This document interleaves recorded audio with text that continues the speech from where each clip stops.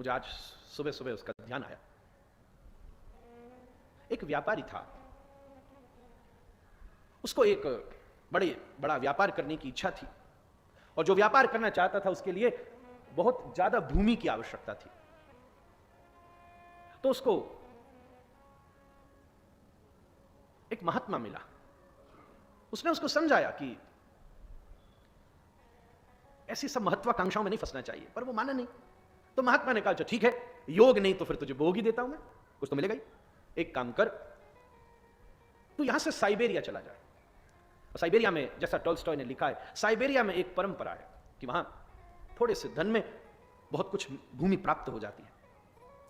वो व्यक्ति साइबेरिया उस महापुरुष की बात मानकर पहुंचा, कुछ सीमित सा धन था उसके पास, और जब उसने वहां लोगों से पता किया तो बड़ा खुश हो गया, क्योंकि उसे उस परंपरा के विषय में पता चला। उसको कहा गया कि ये जो तेरे पास थोड़ा सा धन है, इसको तू यहां हमारे पास दर दे, और उसके बदले तू जितनी भूमि चाहे ले सकता है। बस एक शर्त है कि तू हमारे यहां से चलना शुरू कर, और सूर्य अस्त होने से पहले तू हमारे पास वापस आ जाइयो। जितनी भूमि पर तू चलेगा उतनी भूमि हम तुझे प्रदान कर देंगे। बड़ा खुश हुआ, ये तो बड़ी आसान चीज है। उसने योजना बनाई, विचार किया, इस गति से इतने बजे इतने यहां तक चलूंगा तो इतनी एकड़ भूमि तो आई जाएगी। उसने उन 2 असरफियां उसके पास थी सोने की, शायद खरीदता तो 200 गज भूमि भी न मिलती। उसने कहा ये तो 200 एकड़ लेकर रहूंगा आज। 2 असरफियां उसने उनके सामने मोल पर रखी और चलना शुरू किया। बड़ी तेज गति से योजना बनाई कि जाते समय मैं अपनी स्पीड बढ़ा के रखूंगा, लौटते समय आसानी रहेगी। बड़ा विवेकपूर्ण चला, विचार किया। लगभग 5 बजे सूर्य अस्त हो जाएगा। सुबह मैंने क्रम शुरू किया है, तो 7 बजे से 12 बजे तक मैं जाऊंगा और 12 बजे बाद वापस लौटूंगा, तो सूर्य अस्त होने से पहले वापस आना हो जाएगा। सवेरे सवेरे निकला, असरफी धरकर 7 बजे। साथ में भोजन भी टांग लिया था और पानी भी रख लिया था, क्योंकि रुकूंगा तो उतनी देर का समय खराब होगा। चलते चलते खाऊंगा, चलते चलते पीऊंगा। पर तेज गति से भागे चला जा रहा था, तेज दौड़ रहा था। अगर थोड़ी गति धीमी करता, पानी बस सोचता था एक दिन की और बात है, कल तो खाना ही है, पीना ही है, फिर क्या करना है। भागा, ठीक 12 बजे एक स्थान पर पहुंचा। सोचा अब वापस लौटूं, पर उसी समय उसने सामने देखा कि जितनी भूमि पर वो चला था उससे कई गुना ज्यादा उपजाऊ भूमि ठीक आगे थी, जिस पर फसल और पहले से ही फलों के पेड़ लग रहे थे, कई चंदन के भी पेड़ लग रहे थे। शायद ठाकुर साहब नहीं लगवाए होंगे। खूब आनंद था। चलो और 10 मिनट आगे दौड़ता हूं, एक जोर और लगाऊं। और खड़े होकर उसने अपनी गति बढ़ाई और दौड़ा। जरा सा 100 मीटर आगे गया तो उसे और बढ़िया सुंदर उपजाऊ भूमि दिखी। सोचा यार 100 मीटर और चलूं, फिर और चलूं, फिर और चलूं। एक स्थिति ऐसी आ गई, अरे लौटते समय तेज भाग लूंगा, कोई चिंता की बात नहीं। लगभग 3 बज गए। अब उसने लौटना प्रारंभ किया, दौड़ा। वजन लगता था तो जो पानी ले रखा था उसको भी फेंक दिया, बोतल, जो भोजन ले रखा था उसको भी फेंक दिया, सिर पर जो पगड़ी बंधी थी उसको भी फेंक दिया, ऊपर जो दुपट्टा डाला था भारी वो भी फेंक दिया। वजन कम लगे, भागा, ना पानी पिया ना भोजन किया, तेज लगाई दौड़। कुछ दूर से वो फिर से खड़े लोग दिखाई देने लगे, और एक तरफ सूर्य पर नजर थी। धीरे धीरे सूर्य डूबने लग रहा था, और गति बढ़ाई उसने तेज। बस आज पालूं और फिर कुछ नहीं, फिर तो जिंदगी स्वर्ग की तरह निकलेगी।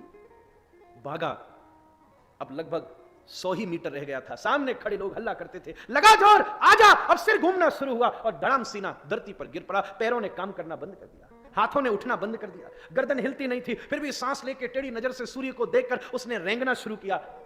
लगभग 10 मीटर मात्र रह गया था और उसके प्राण निकल गए महाराज।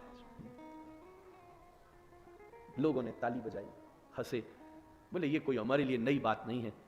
यहां रोज ऐसे पागल आते हैं, रोज ऐसी दौड़ लगाते हैं, और रोज लालच की वजह से ज्यादा भाग जाते हैं। सोचते हैं बाद में दौड़ आएंगे वापस, बाद में लौट आएंगे वापस, और लगभग बस यहीं पहुंचकर प्राण छोड़ देते हैं। सब कुछ पाने के बाद भी कुछ नहीं पा पाते। ये उस व्यापारी की कहानी नहीं है, ये हमारी और आप सबकी कहानी है। हम सब दौड़ते हैं। शास्त्र ने आज्ञा दी है एक सीमा तक दौड़ लो भाई, किसने मना किया है? एक सीमा तक अपनी व्यवस्था बना लो, किसने मना किया है? आपका पोषण हो जाए इतना कार्य कर लो, किसने मना किया है? पर हम सोचते हैं और दौड़े, कर लेंगे ना बुढ़ापे में भजन, दौड़ ले 3 बजे तक, फिर लौट आएंगे ना वापस, फिर भागेंगे, फिर आ जाएंगे जहां से शुरू हुए थे। कैसी विचित्र बात है दुनिया की। पहले व्यक्ति गांवों से शहरों में जाता है बहुत बड़ा होने के लिए, और जब फिर बहुत बड़ा व्यापारी हो जाता है तो फिर गांव में ही गांव जैसे पेड़ों को लगा के फार्म हाउसेज में रहना शुरू कर देता है। पहले खुद फार्म में ही रहता था, फिर फार्म हाउसेज में रहता है। फर्क क्या पड़ गया? पहले गाड़ी जब सड़क खराब थी तो ढीले ही चलती थी, पहले हाईवे बना देता है और फिर स्पीड ब्रेकर बनाता है कि धीरे चलो, पहले ही धीरे चल रहे थे भाई। हर समय आदमी वापस दौड़ता है और सोचता है कि मैं पालूंगा, मैं पालूंगा। सही बात कहूं, एक स्थिति वो आई जाती है जब शरीर काम करना बंद कर देता है और सब कुछ करने के बाद भी बस 10 फुट दूर ही कृष्ण खड़े रह जाते हैं, बस 10 फुट दूर। सब पाने के बाद भी, 200 एकड़ भूमि पर दौड़ने के बाद भी वो कुछ न पा सका। बहुत कुछ इकट्ठा करने के बाद भी खाली हाथ चिता के ऊपर वो व्यक्ति लेटा रहता है। बस ये महत्वाकांक्षा ही सुख और दुख का परिमाण है। कोई मुझसे पूछे क्या महाराज जी बड़े होने की डिजायर नहीं होनी चाहिए, क्या हम बहुत बड़े हो जाएं? ये नहीं होना, अवश्य होना चाहिए, मैं किसी को मना नहीं करता। बस एक सूत्र ध्यान रखिएगा, सुबह दफ्तर जाओ तो तुमसे ज्यादा असंतुष्ट कोई नहीं होना चाहिए। मैं युवा पीढ़ी को ये बात कह रहा हूं।